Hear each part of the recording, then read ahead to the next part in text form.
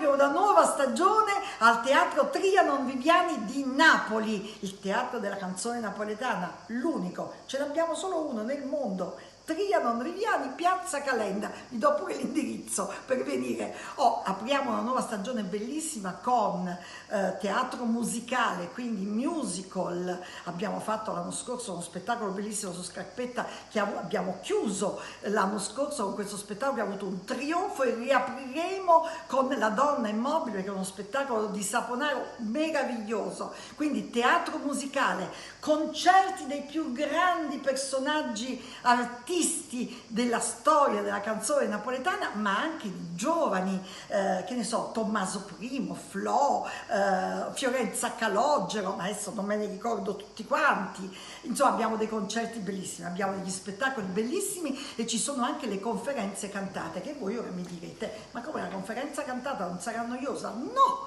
perché è fatta da personaggi molto speciali che sanno raccontare la storia della nostra canzone e la sanno raccontare in modo bellissimo, con musicisti, cantanti, insomma veramente molto divertente anche. E poi abbiamo fatto delle card, quindi voi potete venirvi ad abbonare a queste card. La più importante si chiama A Regina, perché là potete mettere più di 8 spettacoli, fra appunto teatro musicale, conferenze cantate, insomma quello che più vi piace. Potete scegliere voi quello che volete mettere in queste card. Poi ci sta la principessa, cantanta, soubrette, insomma potete scegliere quello che volete. Noi non aspettiamo altro che di riaprire il teatro e accogliervi a braccia aperte. Vi aspetto.